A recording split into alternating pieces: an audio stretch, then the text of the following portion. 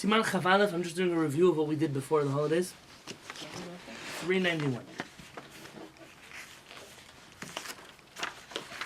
What do you do with tzitziot that became worn out? So the first halakha that Maran says, Chutei ha-tzitziot shenifsaku, strings of the tzitzit that were ripped, Yechol ezorkan ha'ashpa, you can throw them into the garbage. Mipnei shi mitzvah she'en begufa kedusha, because it's a mitzvah that does not have innate holiness in the body of the strings.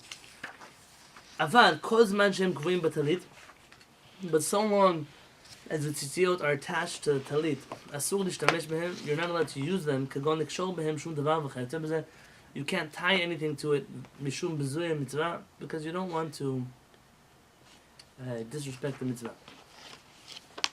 Haga, the Rama adds in min ha'ashkenaz, v'yesh omrim da'af la'achar shnifsaku en linhog behem minhag bezveon bezorkam b'kom megunes. The Rama says some say to be strict that even after they've been ripped, you don't throw them in a place that's dirty.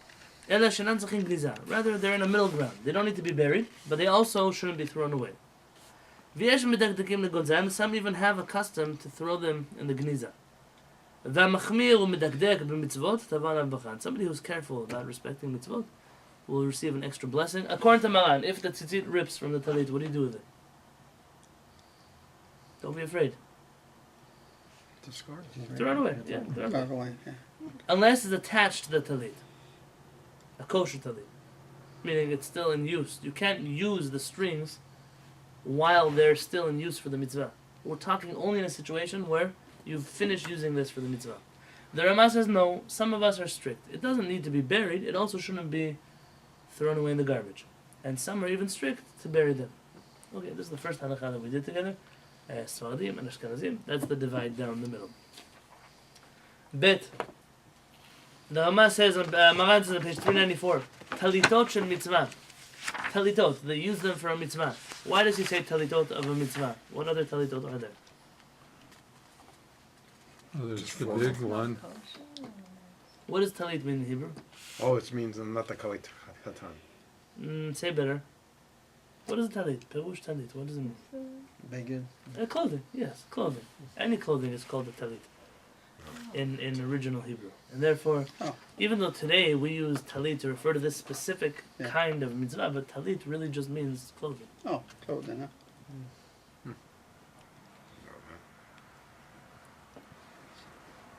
And that's why he says clothing of a mitzvah. Shebalu that were worn out. Adam bodel atzmo mehem, a person separates himself from them. Ve'ino rotzeh lekanach atzmo mehem, but God forbid he shouldn't wipe himself with them. V'lo liyached otam letashmish hameguneh, and you don't use them for any kind of any kind of disrespectful use. Ela zolkan, rather he throws them somewhere. Ve'hen kalim, and they destroy themselves over time. What is different between this halakha and the first halakha? Maran seems to give more respect here.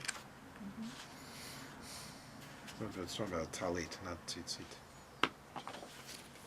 Is there a halachic difference? Well, as long as a talit has tzitzit on it, it's a garment of a mitzvah. No? It seems like the garment adds a certain level of respect to it, and it also seems like this is not a halakha. Maran is saying what a person would do or should do, but it's not the halakha anymore. In Seif Bet. But you couldn't use a talit, like say you're on a picnic and put your lunch on it on the ground. I would consider that a respectful. We just had in Israel recently a case. Last week, you had some Muslims who were traveling through the Ben Gurion airport and came to pray in the synagogue in the Ben Gurion airport. Oh. That's okay. That's how it used to be always. We prayed in mosques. Pray in a mosque, right? They prayed in synagogues. That was a normal thing the Jews did for many, many years. The problem is that they needed carpets to pray on, and you don't have carpets in the synagogue. So they, not maliciously, they took the talitot from the shelves and put them on the floor to bow down on them. Many people got very worked up over this. Is this considered a disgraceful thing to do with the talit? The dialogue has been raging for about a week and a half. Wow. It's this halakha that we're talking about. This is the exact scenario we're mentioning. I don't have a good answer for you. It's obviously not what a talit's meant to be used for.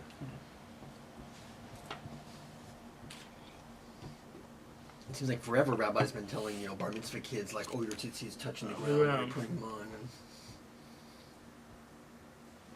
But like the tefillin strap can touch the ground. Shouldn't get touch there. the ground. Well, I once asked a Sephardi rabbi who was visiting here 25 years ago, and about the leather straps, if they tear or something. He said, not only is it okay if they rip a little bit, but if they touch the ground, it's fine. Well, it's not. It doesn't make them But sore. again, this is just what I remember. Yeah, it what I doesn't mean heard. that's what we want to do with them. Of course, it's not Yes, ideal. You don't do it on purpose. Right. Also, Sephardic way is to do them sitting down, right? Sitting down. In general, you see Real people on times recently. their tefillin, they always find another chair to put like the excess strap on while you're putting them on. And I don't like the direction the world goes when discussing not Muslims as a people, but Islam as a faith. And we've become very misguided as individuals. Chazal did not take Christianity nor Islam seriously. They're not serious religions. They don't represent a serious theology. The HaShamayim didn't find in them much depth and much wisdom. This is a fact. But also to disrespect them, they didn't find much of a purpose or a reason for this, unless it was in a case where our lives were at stake, where you'll find people like the Ramban who'll debate James of Aragon and then will be sent out. Islam, not the people, a religion, as a theology, was always given more respect by our rabbis than Christianity. It's a fact. It's not something to debate. It's not something your hearts can tell you otherwise. It's not something your emotions can dictate. It's not something your politics can push you in a different direction. The bottom line is, with our attitude towards non-Jews, are people believers in one God, or are they believers in many gods? It's the same fight we've been fighting since Avraham Avinu came to this earth. And so long as there are people, they might be a misguided people, they might be doing crazy things, but they believe in one God. Those people are more in sync with us than people who believe in many gods, in 3 gods, or in 2 gods, or in 20 gods. But what about, like it talks in the Nevi'im about why, follow your own God. One was Chamosh or something like that. Not positively. No. Negatively, people follow their own gods. Yeah. Not a good. At the end of the day, it's not. Islam does not represent a serious understanding of HaKadosh Baruch Hu, but it is not pagan like Christianity is. We think that because we're Americans and we're friends, we live in a Christian world, yes, it could be as people, nations that are sitting together in the same land, we may have more in common because we live here. Fine. On a religious level, absolutely not. The biggest lie that someone could say is Judeo-Christian values. yeah. There are no Judeo-Christian values. We don't share the same values. Our If we shared the same politicians use values, it a lot. we wouldn't be going through inquisitions and auto de phase. Or and UJF uses it a lot. Forget the politicians. That's the sad thing about it. Yeah, there's It's rabbis. it's great for Jewish leaders. fundraising. There's This rabbis is who put out books on the Judeo-Christian alliance. it is a new Orthodox ones. it is a new illegitimate child of the 21st century. Lo ya'aleh hadat. It didn't come into anyone's mind that you should know, Sfaradim, our attitude towards Christians was like the distant people who lived far away from us. Right. The Ashkenazim, they didn't just treat Christianity like a pagan religion, but actually as a source of a lot of evil. You'll find the Baal Shem Tov felt that priests and sorcerers were of the same cloth. They believed that nuns and witches came from the same department of our faith. I mean, can see that. I'm not a Chassid, I'm not a Baal Shem Tov guy. I'm just telling you, it's a mistake when I see people today over and over and making fun of the word. Allah means God, just like you wouldn't make fun of the word God. You wouldn't make fun of the word Allah. We use it in Many the Jews Sephardic say, tradition. Inshallah. We use the word Allah very often. We have great rabbis. Rabbi Abdullah Samich was Rabbi Ovadia. What is Abdullah? Abd of Allah. He's the servant of God. One of our great rabbis. The word God is the same as the word Hashem, the same as the word Allah. Yeah. You want to make fun of a word, make fun of a word that's not a Jewish word. But this is not, it's not okay. I see it a lot. Well, what happens Jews are When- being swept up by popular culture. when you have radicals saying that, Allah likes killing infidels, innocent infidels? The Rambam refers to Muhammad in his writings. He As refers to Moshe. Yeshu. Yeshu, he doesn't even mention his name. He calls him Oto Ha'ish, that guy. He will refuse to mention him by name. He's just like that guy. Muhammad he refers to as Hamishugahahu, this crazy man. We know, I told you from we don't take them seriously as a religion, but to put down the belief in one God that we do share is a big mistake. It's a mistake. I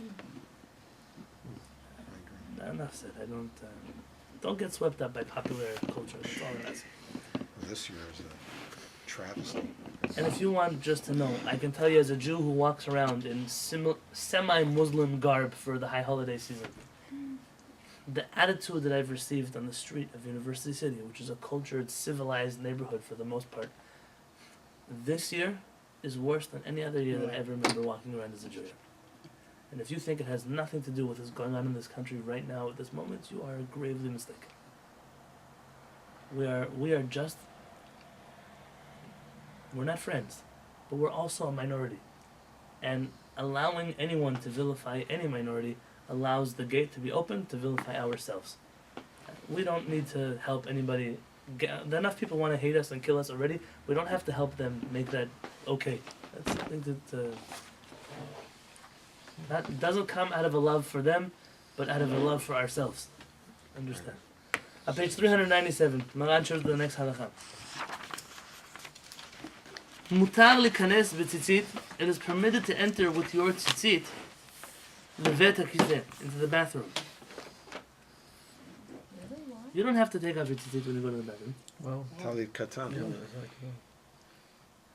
Tzitzit means what you're wearing on your clothing. We don't Oh, take no, it off when we go to no. the bathroom. Haggah says the Rama. The kol sheken lishkav behen deshari. How much more so to sleep in them is okay. You're not allowed to sleep in tefillin.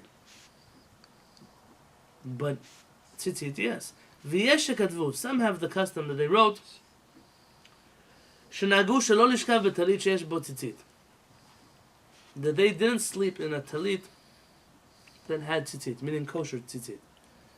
Gam shalit tano lechoveset goya lechabes. Some also had a custom not to give it to a non-Jewish person to wash, like a dry cleaners or a laundromat. V'akol shelo yu mitzvot bezuyot anav. And the reason behind this is so we shouldn't think mitzvot shouldn't become light in our eyes. My talit is not the same thing as my shirt or my pants. They don't go to the same washer. They don't go to the same place. These are not halachot. These are customs that people made in order to respect their talit more. Ach noagim la'akel lishkav b'hem. We have a custom to be lenient regarding sleeping inside or wearing a talit. Let's look at this stuff in depth. The bottom of page 397, in the middle of the page. Knisa b'talit gadol u'talit katan lebet hakiseh u'mkomot she'enam nekiim. Entering dirty places or bathrooms with your tzitzit or your talit. And when I'm using this conversation, tzitzit katan or talit katan is what you wear under your clothes. Tzitzit gadol or talit gadol is what you wear over your clothes. So we're in the middle of the page. On 397, there's like one whole sentence that's bold. Do you see that? Right underneath it. There's a vav. Oh, Yep. Af al pi, even though shenifsak lahalacha b'Shulchan Aruch, that the Shulchan Aruch already made a decision, shemutar likanes im tzitzit lebet hakiseh, that you can wear your tzitzit in the bathroom.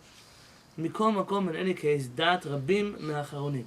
Many of the latter authorities say dehainu dafka bebeged ha'asui lilvisha. This is only in clothing that is meant to be worn. Sheyesh bo arba kanfot v'hitir bo tzitzit. It has 4 corners, and he put tzitzit on it. So like a serape. That he then put Poncho. tzitzit on. Very good. Aval beged talit gadol shu miyuchad lemitzvah. But a big talit that a person wears that's made only for praying in the Beit Knesset. We mentioned this before Yom Kippur about a kittel. It's not clothing that you wear. Tzitzit you wear every day, all the time, wherever you go. A talit you only wear in times of holiness. In the Beit Knesset, when you go up to the Torah, Yesh yizayer shelo yikanes bo lebet hakiseh, one should be careful not to wear it in the bathroom. And this is the halakha today. Nobody wears their talit inside of the bathroom. And maybe you guys will move down, Dor and Raul. Maybe you'll come down and Jack will Oh, it's okay. get in there. So a big talit we don't wear in the bathroom. The talit katan, and our small tzitzit, shalofshim tachat hamalbushim, that we wear under our clothing. Mutar likanes ba lebet hakiseh, you're able to wear this in the bathroom, kedei la'asot zachav. So when you use the bathroom. It's not just allowed to wear it in the bathroom, you can wear it while the person's using the bathroom. V'yesh omrim sh'tzich lakpid shu hatzitziot mechusot, shechnas ba lebet hakiseh. Some opinions say that it's best that the tzitziot should be covered when you're in the bathroom. Covered. tucked into your shirt, into your pants. Oh, The string shouldn't totally be cuts hanging on. out. Okay. ויש מחמירים אפילו אין הציציות מכוסות, and some are strict, some are lenient, even if the tzitzit are not, even if they are showing. This is the Mishnah Berurah and the Kaf HaChaim both say that the custom on the street is like this opinion. You're not careful to hide your tzitzit. You can wear them out. והמחמיר בזה, and someone who's strict about this tavala bracha, he should receive an extra blessing. So it's better. This would indicate it's better to tuck in. No, this It's is better to tuck them in the bathroom. They shouldn't be on display. But the authorities that are normative have not seen this stricture, and therefore I don't suggest that you have to do it. That'd be kind of hard to do. Yes, so What? don't. I'm telling you now, don't. What's I don't. hard? To I didn't see any of my cover the rabbis do. tzitzit in the bathroom when you're using the bathroom. Uvet merchatz. What about a shower room? What is a shower room? You don't have these Bathhouse. things. Maybe some of you have in your house. Bathhouse. A bathhouse. But the Give me a showers classic then. example of a bathhouse today. We don't really go to bathhouses. In a gym? In a gym, perhaps, there's an area that's just for Public showering. showers. It's yeah. not a restroom area. In a dormitory, for example, in the Baltimore dormitory, they have half of the dormitory is a shower, and the other half are bathrooms. In the shower half, there are some houses that they have a shower and a bathroom that are disconnected from each other. Yeah. You've seen this probably in some newer houses or in the older house. I don't know what they are exactly. They have the same law. Linyan zeh, it's the same din. It's the same bathroom, shower. There are other differences in halakha, but regarding this, it's the same din. You ready for the next halakha?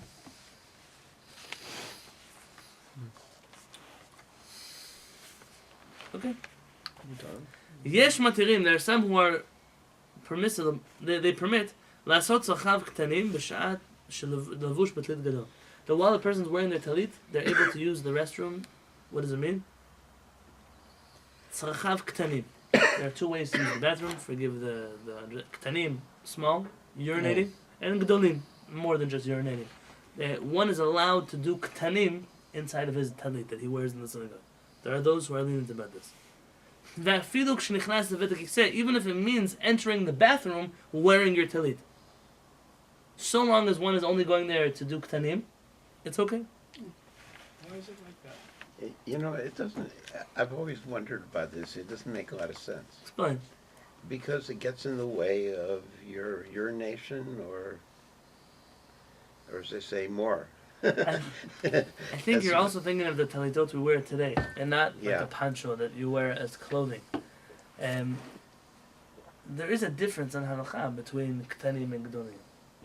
What makes you dirty? What some say you're allowed to wear tefillin while you do ktanim. Wow. Not the custom of those of us who only wear tefillin during shacharit, but those who wear it for the whole day. This has practical ramifications.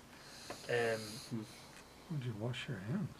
Washing hands. We just. You remember in the Pitum Aktoret?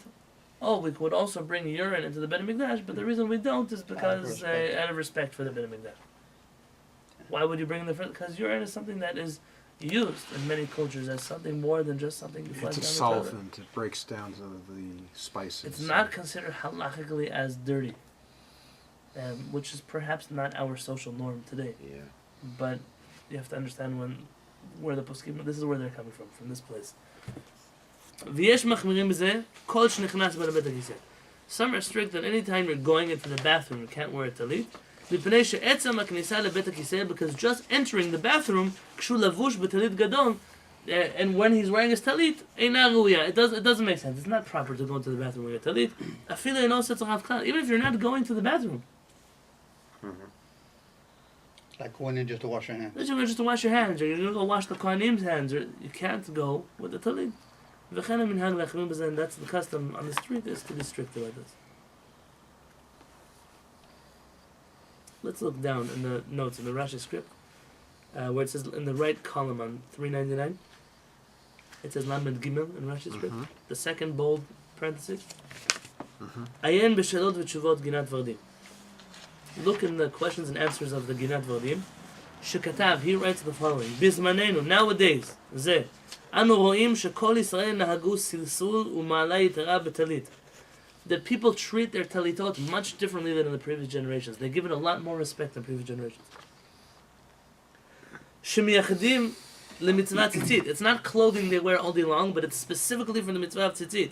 וכשרוצה אדם להטיל מים באמצע תפילתו, when a person wants to drop water, meaning to do קטנים in the middle of תפילה, פושט הטלית מעליו, he takes off his טלית, ומניחו על הספסל בדרך כבוד, and he respectfully puts it on the chair, on the bench, והולך ומטיל מים, he goes to the bathroom, שחוזר לבשו מתעטף בו בחיבה יתרה, and he comes back and wraps himself in a talit with a lot of respect.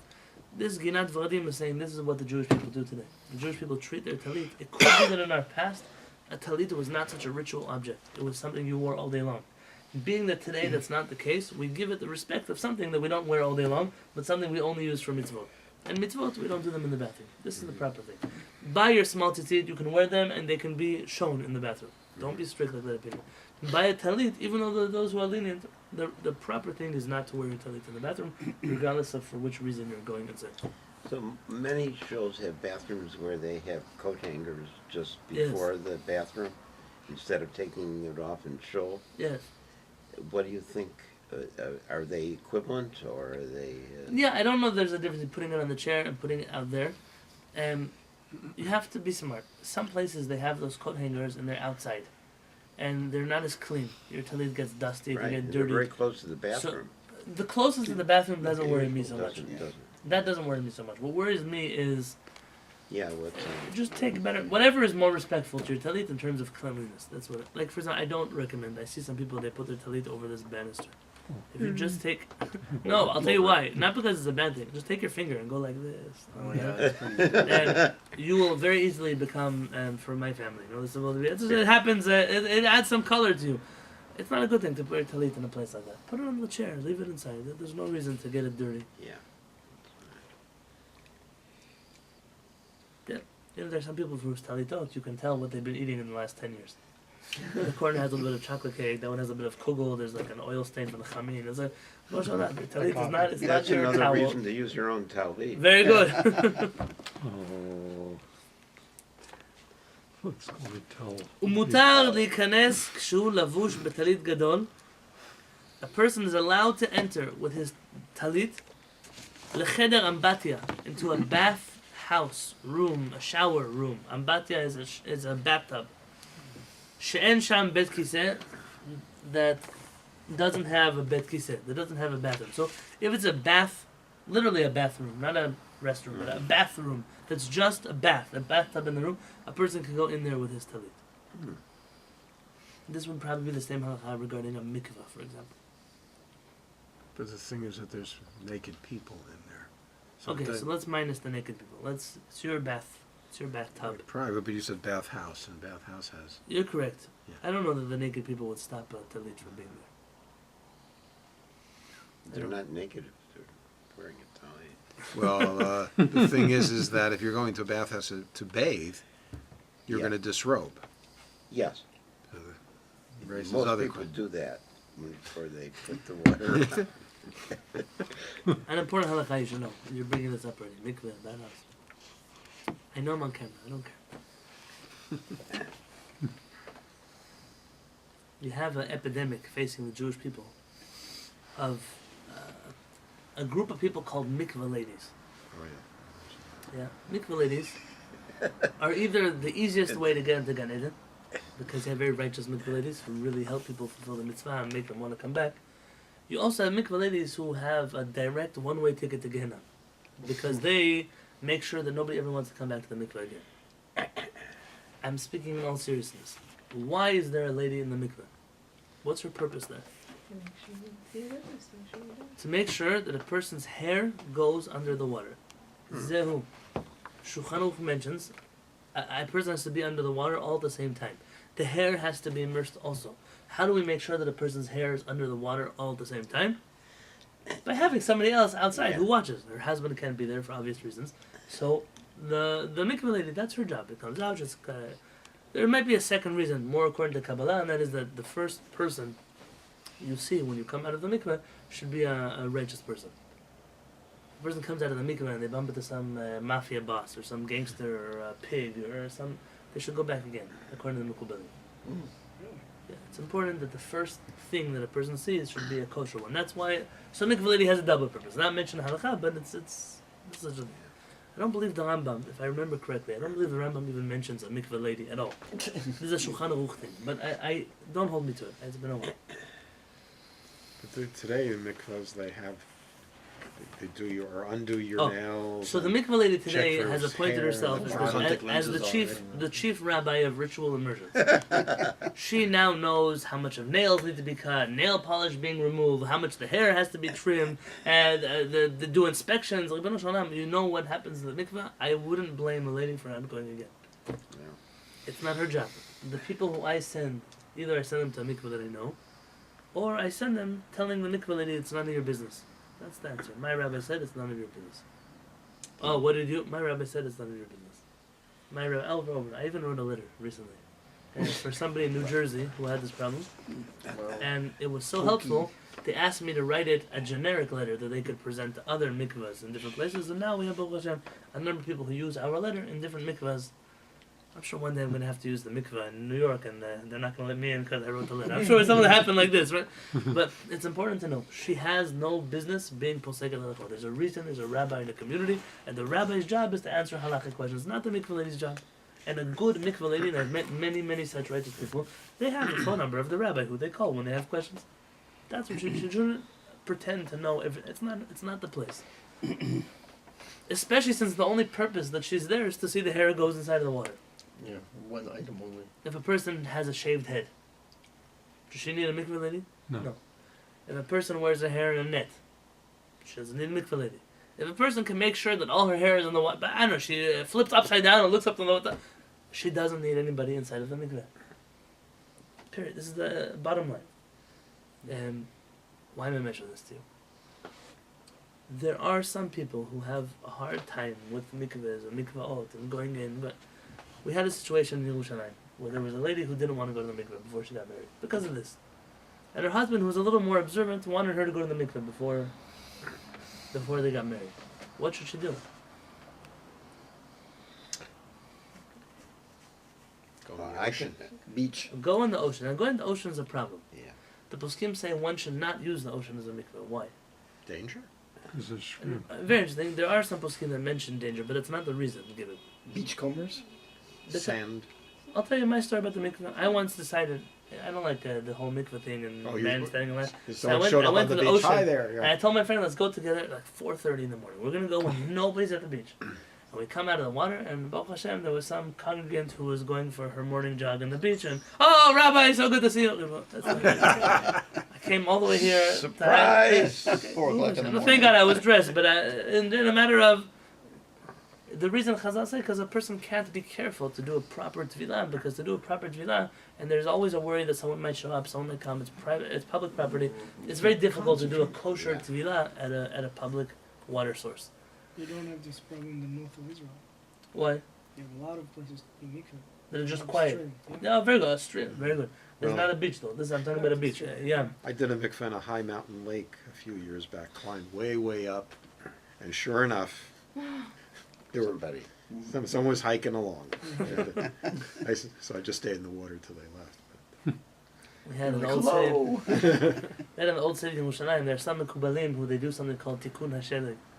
They go into the snow and they roll yeah, over right, naked right, in the right, snow. yeah, I once told this story.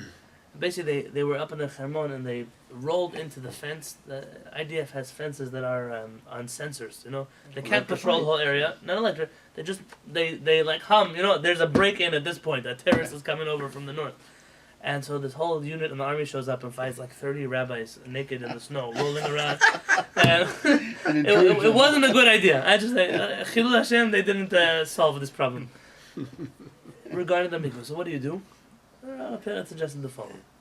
Said, go with her on a trip to Eilat, I don't know, to Tel Aviv, to Haifa, wherever you want to go, there's a beach. And go swimming and say you're going to try to see who can hold their breath underwater the longest.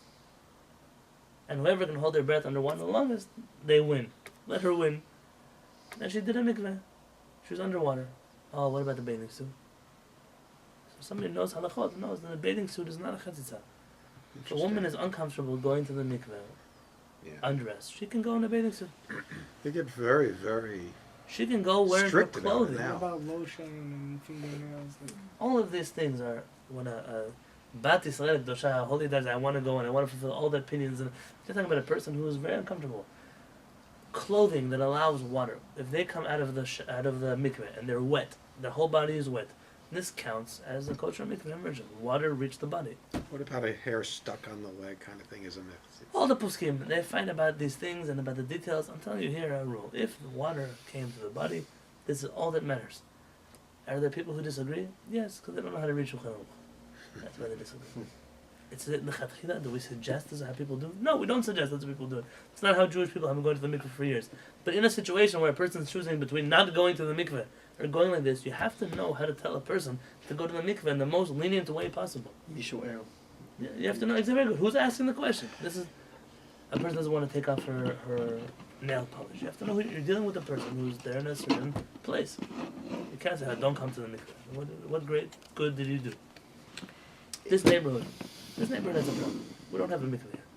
I've been asking people for years. Just give me a place in your house the size of this room, maybe even the kids' room. I could build for you a mikveh that is kosher. People will only use it on Friday night and Shabbat. Yeah. That only on not the rest of the week. They go everywhere else. But for Shabbatot, you have a 3-day holiday. People are waiting 3 days, 4 days before they can go to a mikveh. It's a very big problem. It's not okay that this is the situation in the neighborhood. You don't need $500,000 to build a mikveh. Don't let other people tell you it's a lie. People want $500,000. They want to buy a new house. They want to buy a new car. That's why they ask you $500,000. A mikveh it's like building a little jacuzzi. It's nothing special. There's no, and the halachot are even simpler. You should know, according to the Torah, all water is kosher to be a mikveh water. So long. What's the difference between rainwater and pipe water?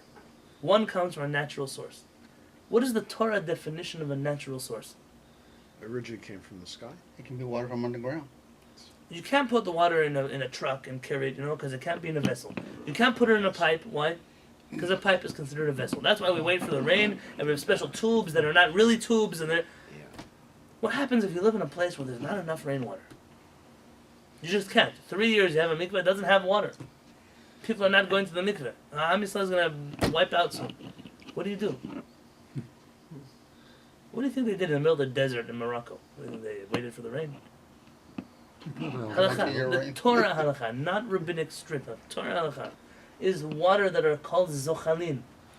They have crawled on the floor, on earth, for about this long, but even smaller. But let's say for about this much. So you have a tube, you have a hose. The hose goes in the water, and the water goes on the dirt until it falls into the swimming pool. Sort of like a ditch. A ditch, yeah. It goes in the ditch. That water is considered, according to the Torah, coming from a natural source. You could fill up an entire mikveh with this water.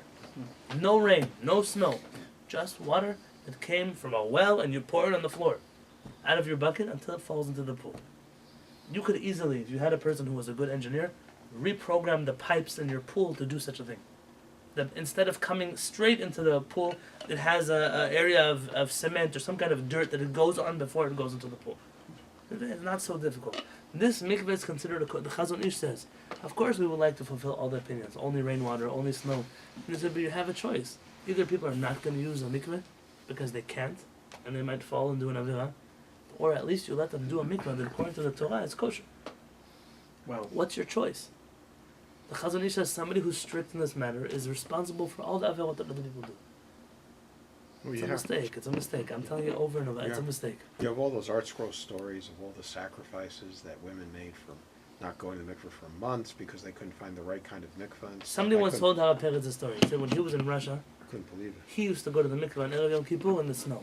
They'd break the ice and go into the river, expecting like some great compliment. Rob Pierce. Hava Peretz asked him, he said, did you do tshuva on Yom Kippur for putting your life in danger? But who let you go to the mikveh in a situation where it was dangerous for you? So you could have frozen to death, you could have been swept under the ice, you could have... Who let you... I know these stories. I'm not taking away from the righteousness of the mothers of Israel. But at the end of the day, it's like the Etrog story from Sukkot. Right, exactly. Hashem's Torah is different than the way It's people not would privation. like to... It's not like another form of strict asceticism. There are There's ways. a lot of them. Chachamim, and if someone would just... I'm telling you, one, we're going to find the tzaddik in our community that eventually will say, here's a little 2 cubits by 2 cubits. I don't have any... This is just for people to use only on holidays and Shabbatot. A person will have a chelik in Ramadan. You can use my swimming pool in the meantime. Oh, yes. Yeah. Oh, gosh. The Chabadniks all come to use my swimming pool. For men, but for, For men, ladies, we for can make a ladies, mikveh. yeah. Even with rainwater, you can make a kosher mikveh here. It doesn't. But what about like chlorine and stuff like that? Isn't it a problem? A lot of mikvahs have chlorine. What happens at that mikveh? What do they do with chlorine? Do they have chlorine there? We're at the dot. Yeah. I haven't been in the dot mikvah, but I Mikveh Kelim has it for really sure. don't know the Yeah, answer. that- You don't know the answer. Do you know? It has The, to. the mikveh kelim has. Yeah, I believe that that- once you have the initial rainwater, I'll tell you, my father and I right now are learning Hilchot Mikvot, so I'm not there yet. God willing, in a few months we'll go for another test in Israel. We'll take another test. Right now we're doing Mikvot. But once you have a certain amount of rainwater, the rest that is added to it is you have to initially have the right amount from the right source. Afterwards, what is it? Every mikvah in the world doesn't rely on rainwater. They had 20 years ago. They had rainwater, and now it's City of San Diego water. This is what they're using. The Midrash says is the last halakha we can do today. Recycling. It's different here than in the rainforests of the Northwest. Oh, there are places where water is b'shefa. Water is all over in abundance. Southern California, unfortunately, is not one of those places. Yeah. Let's finish the last halakha for today. Hanimtza b'makom she'asur levarech sham. If you are in a place where you cannot make a blessing there. On page 399, Zayin. What kind of place would you be in where you can't make a blessing? Bedekise, A bathroom. Give me a better place. That also smells bad. I'll give- slaughterhouse. Interesting. Well, usually you say like a tannery in the. What if I'm in a bedroom and there are dirty children's diapers there and the room smells not like Gan Eden? Yeah? You can't make a bracha there. For whatever reason, I need to put on my talit in that room. For whatever reason. Forget what. Because the outside is already a public domain and I can't carry my talit out there. What do I do in such a situation? And for whatever reason, you can't leave. So I'm giving you a case on Shabbat. On Shabbat, you're staying in a room. It's a one-room studio, and there are babies' diapers there. And you need to make a bracha, and you can't carry your talit out of the house because there's no eruv. You can't carry that. So what do you do? Yitatef b'tzitzit belo bracha. You put on your tzitzit without a blessing. Uvelo chavana miyuchedes mitzvah. And say, I'm not having in mind to fulfill the mitzvah with this wearing of my talit. כדי שלא יהרהר במקום שאסור להרהר בדברי תורה, in order so and so he's not thinking about doing a mitzvah also in a place which is dirty. But then he's going to go out of there to do a mitzvah? Because why would he put it on another? The goal is to do a mitzvah. Well, he's going to take it out and they'll put it back on again in the Bet Knesset with the bracha. You mean Yeah, he wears yeah. it to show, Yeah, very good. and then he takes it off and puts on. Very good. And this is the truth he says with any mitzvah. With lulav, if you're in lulav and there's some bad smell, whatever it is, you're in a place you can't make a bracha, this applies equally everywhere else. Din ha-poshet talito. A person who takes off his talit, because he wants to go into the bathroom, we already mentioned this earlier. We mentioned the halakha is that if you go to the bathroom, when you come out, you have to make a blessing again. And even though many poskim disagree with this, Maran says this halakha, and therefore you make a blessing again, because it's considered hefsek, it's an interruption between the first tzitzit wearing and the second tzitzit wearing. And God willing, tomorrow we're going to talk about sleeping in our talit or tzitzit and letting it be laundered by non-Jews. For example, like a dry cleaner.